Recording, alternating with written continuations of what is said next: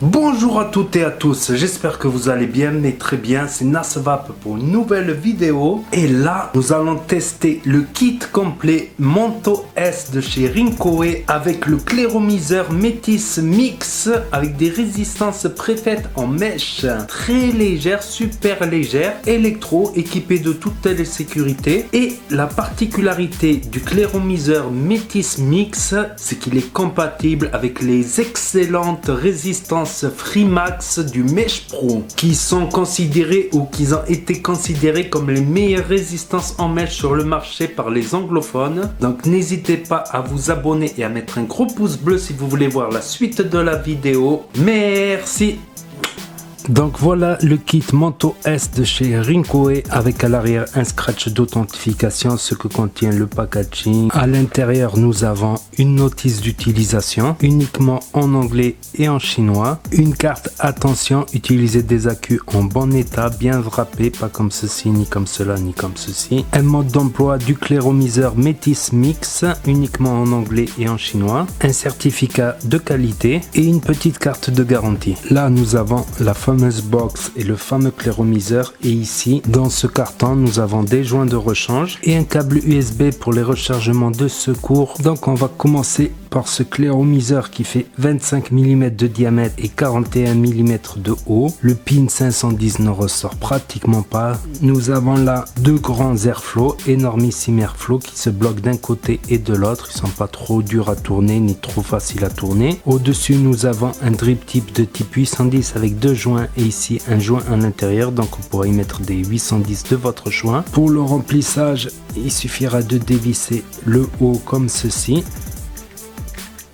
et ça laissera apparaître deux grands haricots, donc toutes les fioles passeront sans problème. Donc pour accéder à la résistance nous allons dévisser cette partie là et on peut appuyer là pour enlever la bubble, et je vois qu'il n'y a pas de bubble de remplacement dans le packaging, c'est dommage. Et là cette résistance Métis Mix en single mesh Cantal en 0,15 conseillé entre 40 et 70 watts. Donc on peut voir là à l'intérieur, je vais essayer de zoomer, c'est bien du mesh et du coton autour. Ça me fait penser à certaines résistances du Freemax Mesh Pro. Ouais, c'est ce que je pensais. C'est les mêmes résistances que celles du Freemax Mesh, donc elles sont archi compatibles. Et oui, c'est compatible Freemax Mesh qui a fait un tabac dans les pays anglophones, le Freemax Mesh, franchement. Surtout les doubles et les triples mesh. Donc pour amorcer la résistance, suffira d'y mettre du jus ici dans les cotons si on y arrive, si l'embouille assez grand. Sinon on en met dans les fenêtres, on remonte le tout, on remplit par là et on laisse reposer environ 5-10 minutes, un quart d'heure. Un petit défaut que j'ai rencontré avec le Métis Mix, quand on remettait le tout et quand vous voulez dévisser le top cap, des fois on dévissait le tout quoi. Là non, sur celui-là j'ai pas eu de problème. Si je tiens par la bubble et que je dévisse, voilà, je dévisse bien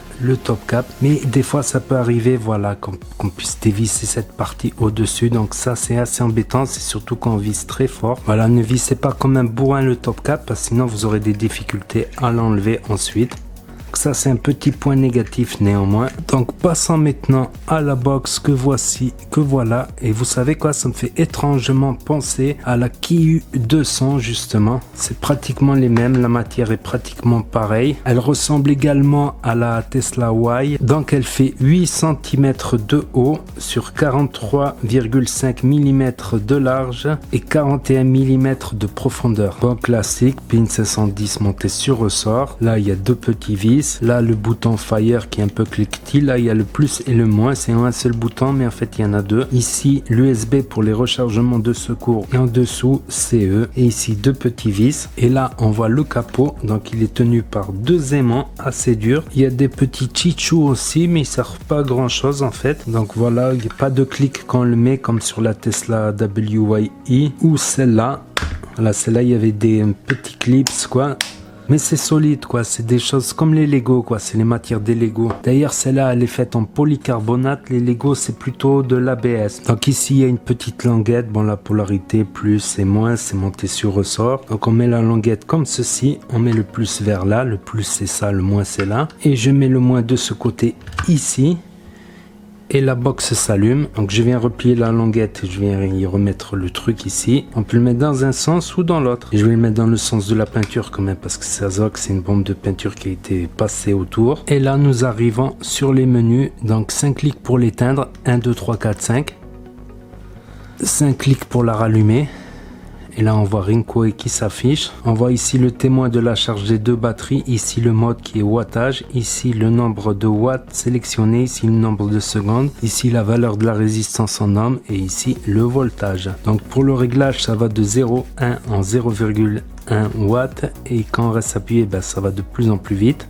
Par exemple quand on reste appuyé sur plus et moins en lock, donc là on peut plus régler les watts, donc on peut juste faire fire. Quand on reste appuyé sur plus et moins en lock, en délock. Donc quand on y met un nouvel atomiseur, il nous demande si c'est un nouvel atomiseur ou pas. Pour entrer dans les réglages, on appuie 3 fois sur le gros bouton, 1, 2, 3.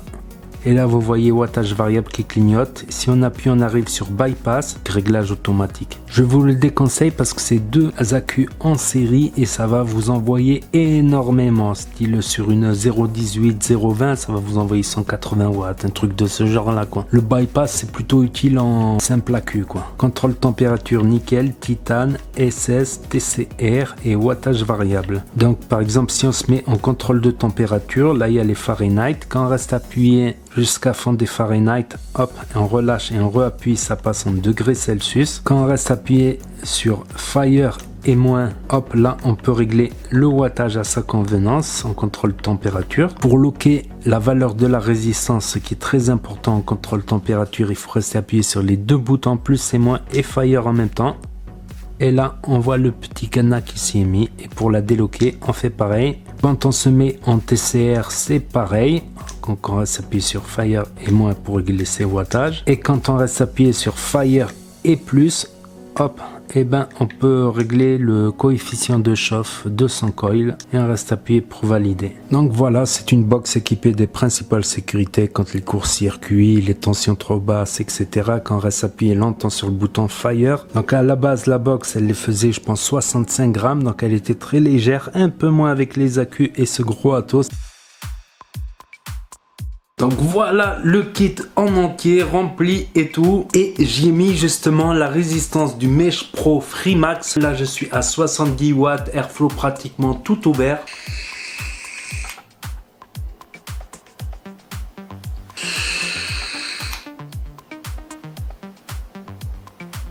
Franchement les saveurs elles sont excellentes là avec la résistance Freemax du Mesh Pro. On dirait limite qu'on est sur un dripper, on dirait qu'on est sur reconstructible. Par contre je n'ai pas essayé la résistance qui est fournie avec dans le pack, mais voilà, vous pouvez y mettre celle du Mesh Pro Freemax que vous pouvez trouver plus facilement dans n'importe quel shop, même si en France Freemax n'est pas présent partout comme en Angleterre ou aux USA où ils sont dans tous les shops. Donc c'est un très bon point positif, la compatibilité. Qui connaît la compatibilité et la comptabilité aussi.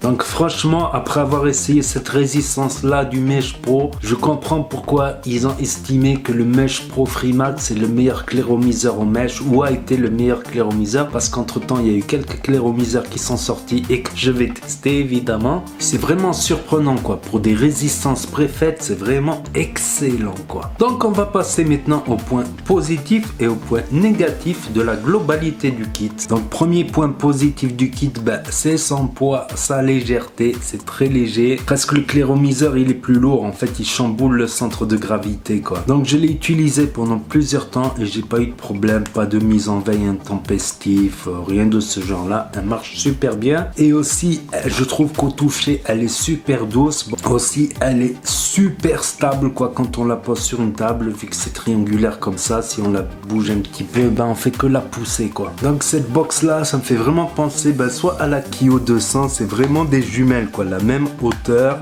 peut-être la Kio un tout petit peu plus large quoi. Mais c'est une box que j'ai beaucoup aimé. D'ailleurs là il y a la revue, là le lien de la revue va s'afficher ici, mais là il y a un plus grand écran quoi, donc c'est impressionnant la ressemblance franchement, et le même poids, les mêmes qualités, tout ça franchement. Et niveau clairomiseur, comme je vous ai dit, avec les résistances en tout cas du Freemax Mesh Pro, des saveurs excellentes, on se croit croirait presque qu'on est sur un dripper ou sur un reconstructible carrément, ça me surprend. Et pourtant j'en ai testé des résistances en mèche, donc je trouve quand même que le Freemax Mesh Pro sort du lot quoi. Il est un peu mieux que le lot quoi. Mais il me reste quelques nouveautés en mèche aussi à faire très prochainement, comme le SKRR, le Falcon Horizon ou le CKS Bolt. Et ensuite le look quoi, c'est on aime ou on n'aime pas, chacun ses goûts et ses couleurs. Donc transition parfaite vers les points négatifs maintenant.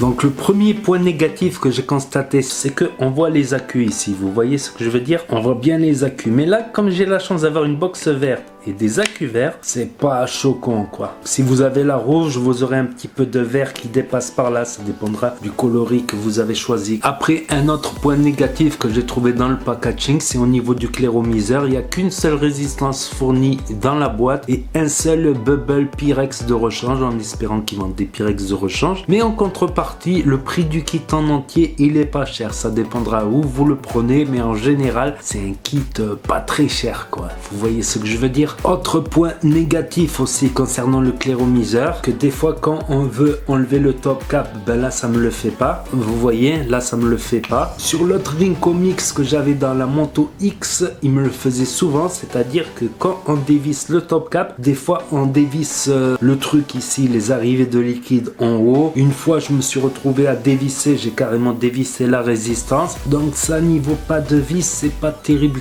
Mais j'ai trouvé la solution, c'est que quand vous refermez le top cap, et ben vous le vissez pas comme un dingue, vous le vissez pas à fond.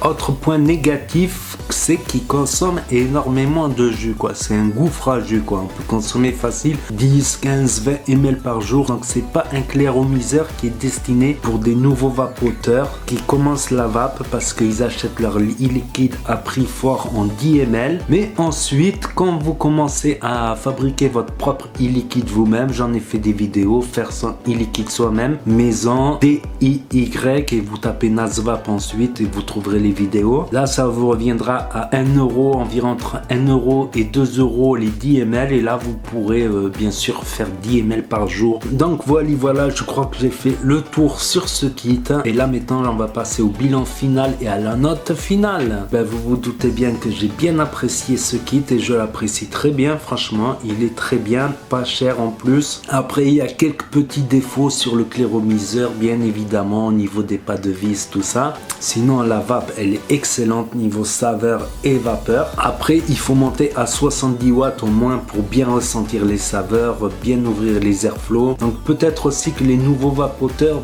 qu'ils ont un peu les poumons irrités par le tabac, la gorge irritée par le tabac, ils risquent d'avoir du mal. Surtout que la vape elle est un peu moins tiède que sur d'autres clairomiseurs en mèche. Ça commence à devenir du mèche à vape chaude, c'est pas non plus de la vape chaude de chez Schott quoi. Donc très bon kit. Si vous commencez la vape, vous pouvez toujours y mettre dessus un petit Nautilus 2S par exemple, ou un Zenith Inokin ou un Slide. Et le Métis, vous pouvez le garder pour plus tard quand vous supporterez mieux la vape aérienne, quand vos poumons et votre gorge sera moins irritée. Et ça marche malgré ces petits inconvénients. Donc à cause de ces petits défauts, je lui mets pas un 9 sur 10, je lui mets un 8 sur 10 quoi. J'hésite entre un 7,5 sur 10 et un 8. Franchement 8, ouais 8 parce que ça va peu bien. La box elle est pas mal du tout franchement. Comme j'avais beaucoup aimé la Kiyu 200 également. Donc il va y avoir aussi les revues des clairomiseurs compatibles avec le Freemax Mesh Pro, tel que le Mesh Pro de Freemax évidemment, et d'autres clairomiseurs en match et d'autres kits. Donc n'hésitez pas à vous abonner si vous voulez suivre mes prochaines vidéos, à cliquer sur la petite cloche et n'oubliez pas de mettre des pouces bleus, sinon vous allez avoir des drahites. N'hésitez pas à commenter et à partager la vidéo, et je vous dis à très bientôt les amis les potos pour de nouvelles vidéos, revues et tutos. C'était Nasvap pour vous servir, et vous savez très bien que si le courant passe,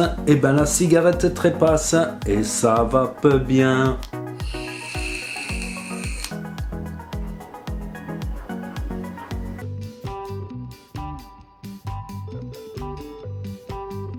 Nous allons tester le kit complet Métis.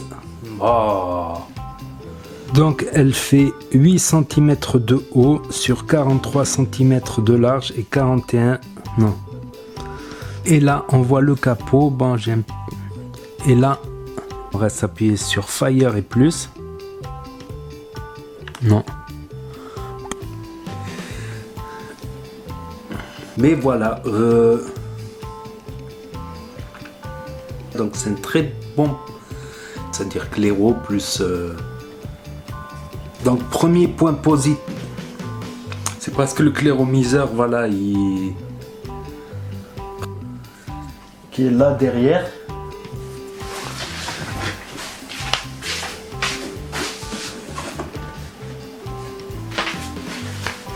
Donc elle qui a le même chipset que la Tesla W.